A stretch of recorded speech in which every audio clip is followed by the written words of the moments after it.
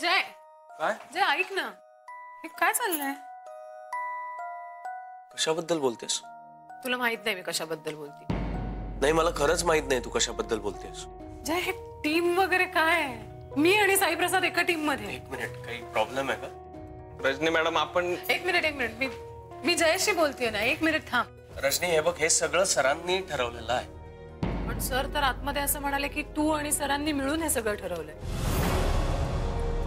आणि जय असं होतं तर तू का नाही सांगितलंस की आपण दोघं एकत्र काम करू? या आधी आपण उत्तम काम केलंय एकत्र. म्हणूनच मी नाही सांगितलं तसं की आपण एकत्र काम करू. का? कारण आपण दोघांनी एकत्र काम केलंय, त्यामुळे आपल्याला एकमेकांचे प्लस मायनस माहिती आहे. नवीन लोकांनाही एक्सपिरियन्सची गरज असते ना. ओके ठीक आहे, हे पटतंय मला. पण साई प्रसाद, जे तुला माहित नाहीये का, क्षणभरही पटत नाही माझं त्याच्याबरोबर. मग हे उलट चांगलं आहे. नाही, तुमचं ट्युनिंग सुधारेल. पण याच्या किती नवीन आहे तो जय. सतत प्रॉब्लेम्स असतात त्याला, काहीतरी सतत कोणाला ना कोणाला काहीतरी विचारत असतो तो. रजनी, साई प्रसाद नवीन आहे, मग काय झालं? नाही, त्याला प्रॉब्लेम्स असणारच, तो प्रश्न विचारतो. पण त्यामुळे त्याला काय येतं काय नाही हे ठरवण्याचा हक्क फक्त अविनाश सर आणि औन नाही या ऑफिसमध्ये. हे बघ रजनी, आय नो तू खूप टॅलेंटेड आहेस, तुला बरंच काही येतं, पण कदाचित तुला जे कधी जमलंच नाही किंवा तुला काहीतरी येतच नसेल ते याला येत असावं. You never know. आणि रजनी, बिलीव्ह मी, साई माणसं खूप छान हँडल करतो आणि स्ट्रेसफुल सिच्युएशन मध्ये सुद्धा अगदी शांत डोकं ठेवून काम करतो. काय हे असं बोलून तुम्ही सगळे त्याला डोक्यावर बसवताय? नको ते प्रोत्साहन देताय त्याला. हे सगळं ठीक आहे, याचा काय उपयोग? काम यायला पाहिजे ना जय. पण मग ते तू त्याला शिकवू शकतेस ना. मी जॉब करते इथे, शिकवण्या घ्यायला नाही येत. नाही, एक मिनिट रजनी, तू एक सिनियर म्हणून त्याला गाईड करू शकतेस. जय, मला साई प्रसाद बरोबर काम नाही करायचंय, तुला कळत नाहीये का? रजनी, मी माझ्या परीने तुला समजावण्याचा प्रयत्न करतोय, पण ते तुला पटत नाहीये. जय, एक मिनिट थांब जरा, मला माझं बोलणं पूर्ण करू दे. तुला जर हे सगळं पटलं नव्हतं तर तू मगाशी अविनाश सरांसमोर बोलायला हवं होतंस. आणि दुसरी गोष्ट म्हणजे तू सिनियर आहेस. हा जो डिसिजन आहे तो कंपनीचा डिसिजन आहे, तो ऍक्सेप्ट करून तो फॉलो करायला हवा. आता हे मी तुला वेगळं सांगण्याची काही गरज नाहीये ना रजनी.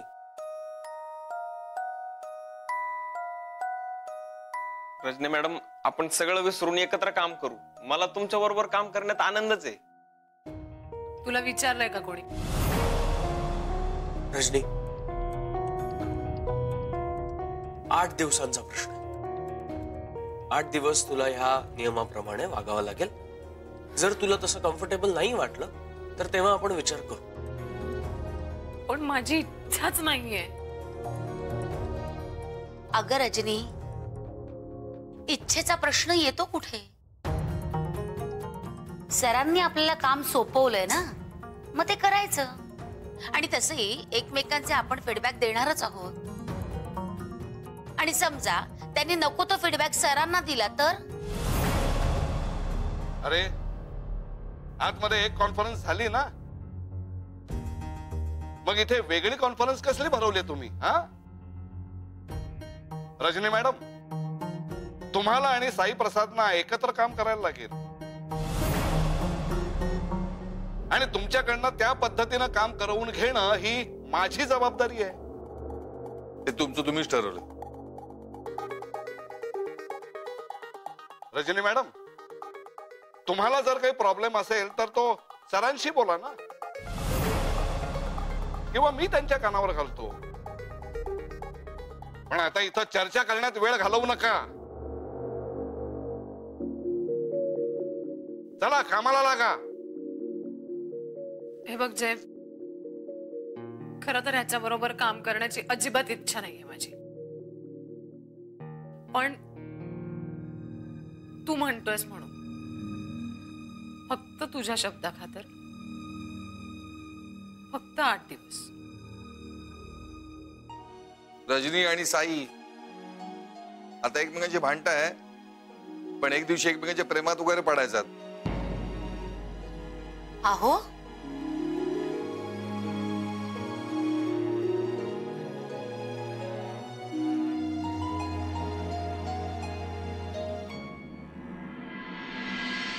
सर, पण ऍट द सेम टाइम आपल्या ज्या दुसऱ्या मीटिंग्स आहेत त्या कोण हँडल करेल? नाही, त्याचा विचार करावा लागेल. ते कोणाला तरी हँडल करायला सांगून आपल्याला नवीन प्रोजेक्टसाठी वेळ काढावा लागेल. आपला प्रॉब्लेम हा आहे की सध्या तेवढा पुरेसा वेळच आपल्याकडे नाहीये. करणाऱ्याचं प्रोजेक्ट, दुसरं इंटरनॅशनल प्रोजेक्ट हे आपण आता सुरू केलं. अजून खूप काही बॅलन्स आहे.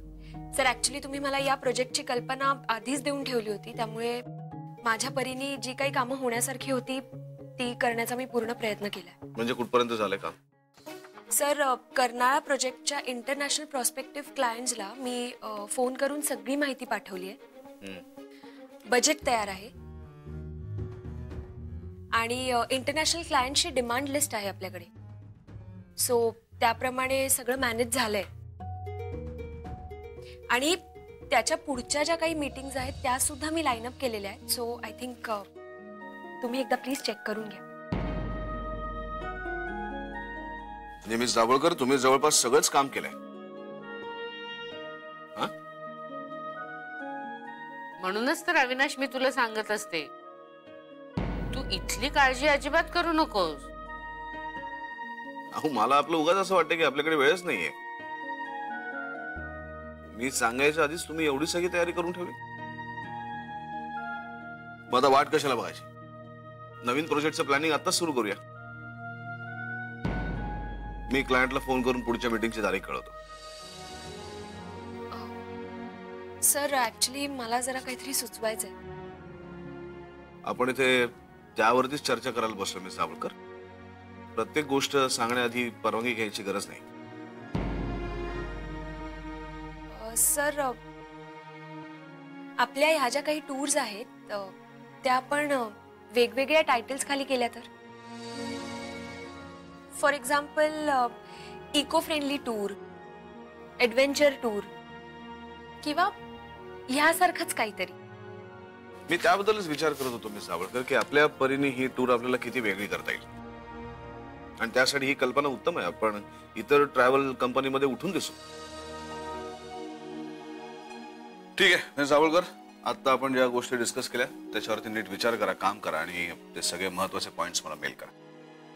Yes sir. Thank you sir.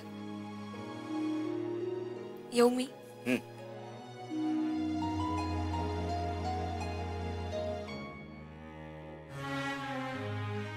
काय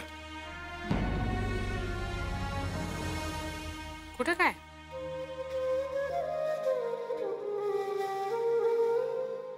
हा, मी दिलेला इन्स्ट्रक्शन्स फॉलो कर. हो, तेवढंच आहे. अगं, इथे येऊन बसायची काही गरज नाहीये. तसंच काही अडलं तर ये. आणि हो, तो टूर प्लॅन रेडी झाला की मला आणून दे. वा मिस्टर जयराम खानोलकर, खूपच डेडिकेशन आहे तुमचं तुमच्या कामाबद्दल. आणि अर्थात ते नेहमीच असतं म्हणा. पण आज मला थोडस जास्तीच दिसतंय. Thank you sir. तुम्ही एवढा विश्वास दाखवता, मग करावं लागतं. तुमचं ग्रूमिंग सेशन खूप छान चाललंय. पण आता हे नुसतं फोनवरती बोलून चालणार नाही. मला काय वाटतं की मिस जुई गाडगीळ तेवढ्या शार्प नाहीये. तुम्हाला त्यांच्यासाठी थोडासा जास्ती वेळ द्यावा लागेल. मला पटतंय सर. आणि जुई तेवढी शार्प नसली तरी खूप मेहनती आहे. तिने काही गोष्टी शिकायला जेवढा वेळ देणं एक्सपेक्टेड आहे तेवढा वेळ मी तिला नक्कीच देईन. ते माझं कामच आहे. फक्त काम नाही, मिस जुई गाडगीळ ही आता तुमचीच जबाबदारी आहे. आणि अशी जबाबदारीची कामं तुम्हाला करता यावी ही माझी इच्छा आहे. आणि माझ्या मनाला जे वाटतं ते मी पूर्ण करतोच. You know that. त्याची ही सुरुवात आहे असं समजा. येते ना लक्षात? जय, तू मगाशी मला जे काय समजवलंस ते प्लीज परत एकदा सांगशील का? नाही म्हणजे मला कळलंय, पण जेव्हा मी प्लॅन करायला गेले तेव्हा सगळाच गोंधळ झाला. प्लीज एकदा बघ ना. जुई, तुम्हाला समजून सांगणं हे कामच आहे त्यांचं. इनफॅक्ट तुमची हीच क्वालिटी आवडते जयरामला. आत्ताच मला सांगत होते की जुई खूप मेहनती आहे. हो ना mister Jairam?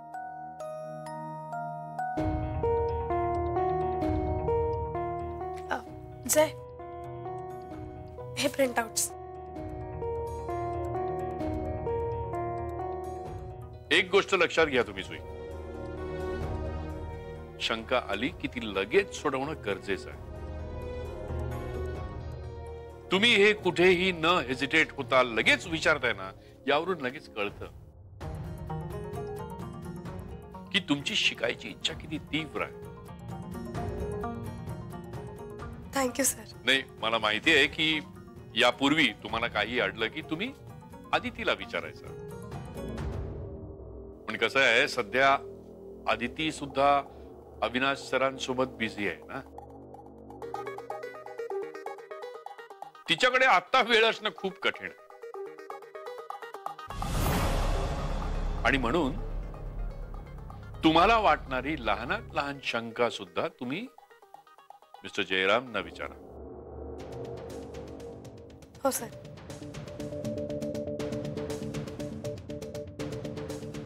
You please carry on. Excuse me.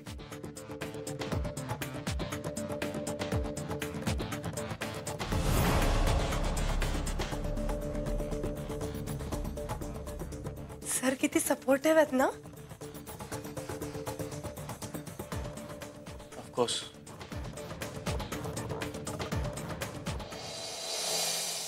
Sarika, हा मला सगळे डिटेल्स मेल केलेस ना? हो, आत्ताच केलेत. गुड. बरं तिलोत्तमा मॅडम, मी काय म्हणते, उद्या आपण इथे येऊनच फायनल शीट तयार करूयात, चालेल का ग? कसं आहे, त्या डिटेल्स मध्ये आधीच फार गोंधळ आहेत आणि ती शीट बनवणं काही सोपं काम आहे का? म्हणून म्हटलं आपण एकत्र इथे आल्यावरच करूयात ना प्लीज. अगं डोंट वरी, मी माझ्या परीने बघते ना, आणि काही अडलं तर तुला फोन करीन. चालेल. बरं मला सांग, हे सगळं संपल्यावर माझ्याबद्दल काय बोलणार आहेस ते आधीच सांगून ठेवा. तुम्ही एक कामच करा ना, तुम्ही मला लिहून द्या, मी तेच बोलेन. Good idea. वा, चांगलं चाललंय याचं. फीडबॅक बघ कसे देणार ते एकमेकींचे. पण काही म्हणा, छान जोडी जमली तुमची. मस्त ट्युनिंग. गुड. कसं आहे ना नंदिनी मॅडम, आपल्या कामावर आपलं प्रेम असलं ना की ट्युनिंग आपोआप जमतं.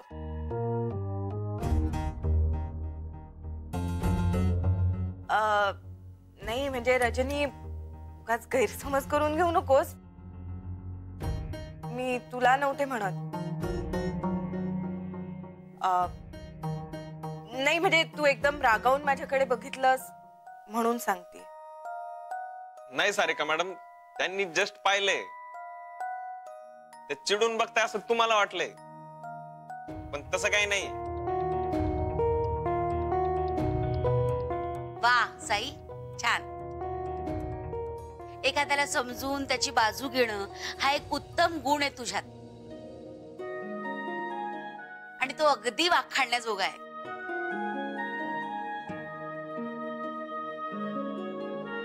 तुझ्या बरोबर काम करताना दुसऱ्या कुणाला अजिबात एकटं वाटणार नाही. थांबा थांबा थांबा, या सगळ्याचा काही उपयोग नाहीये. म्हणजे माझ्यावर याचा काही परिणाम होणार नाही, माझ्यात काही फरक पडणार नाही. एकटी असले काय आणि दुखती असले काय, मी बरेन माझं काम बरं. हा, फक्त त्याला सांगा की याची त्याची बाजू लढवत बसण्यापेक्षा जरा काम कर. निदान पुढचे 8 दिवस तरी. चला बाय. उद्या भेटू.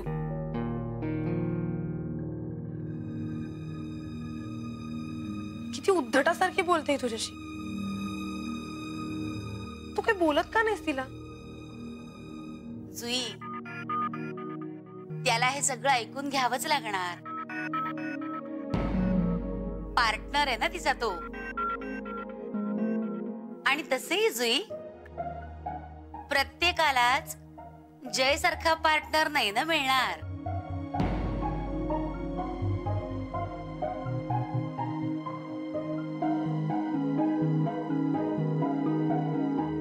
झालं तुझं? निघायचं? चल निघा. चल तुम्ही माझ्यावर येताय. चक्कर. बाप चला, बराच लेट झालाय. चल Aditi, bye. Bye bye Aditi, bye.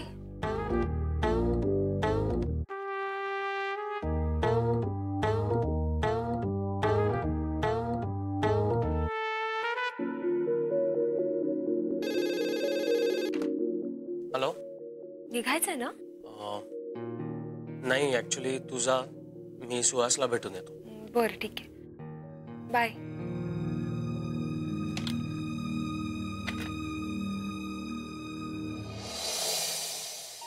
बस बस झालं. अरे पण माझं ऐक तरी. आई सांगू नकोस. काय ऐकवणार आहेस अजून? सुहास, अरे मी सगळं सांगितलं तुला आता. अरे काय शोधतोयस आता? हात खूप शिवशिवत आहेत रे माझे, त्यामुळे ना काही मारायला का ते शोधतोय. सुहास, सुहास, बरा आहेस का? अजून मलाच विचार, मी बरा आहे का? अरे एक एक बॉम्ब फोडलेस तू आता माझ्या समोर आणि मला म्हणतो सगळं सांगून टाकलं.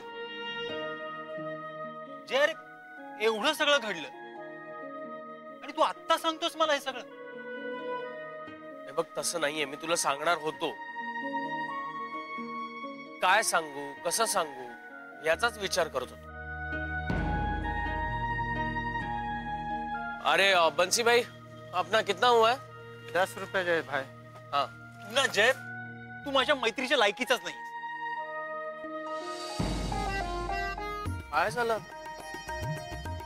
ही टपरी कोणी दाखवली तुला? मी.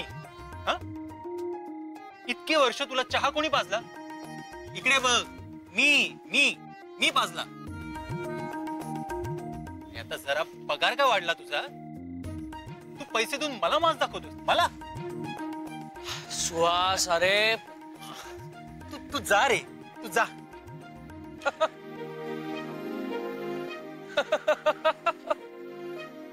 त्यात काय काढतोयस, हसतोयस काय? अरे कारण मला जायला सांगितलंस आणि तू स्वतः निघालायस. बस जरा शांतपणे.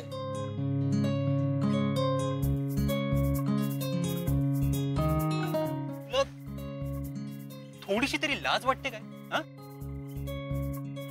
अरे माती आहेस तू, माती. कळलं का? इतके दिवस काही सांगितलं नाही ना, मग आता कशाला शहाणपणा शिकवतोस तू मला? सुहास, असं काही नाहीये. मग मी सांगणार होतो तुला, फक्त काय सांगू, कसं सांगू याचा विचार करत होतो. मला सांगायला तुला एवढा कसला विचार करायला पाहिजे? हो बरोबर. काय रे, मला सांग, वाढून वाढून असा किती पगार वाढलाय तुझा? एक केबिन मिळाली आहे ना? अरे मग कंपनीचा मालक झाल्यासारखा माज का दाखवतोस मला? माझं तुझं करायला शिकलायस तू? चांगलंय. सुहास, काय? I am sorry, I am sorry. हे बघ, हे सगळं मी आदितीला नाही सांगू शकत आहे. कारण तिला असं वाटतंय तिचे पप्पा बदललेत. तिच्या मते ती आनंदात आहे रे.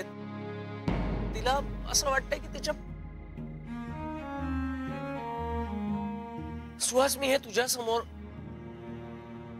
तुला माहिती आहे यार, मी हे तुझ्या समोर बोलू शकतो, बाकी कोणाही समोर मी हे नाही शेअर करू शकत. आणि फार लवकर आठवलं तुला.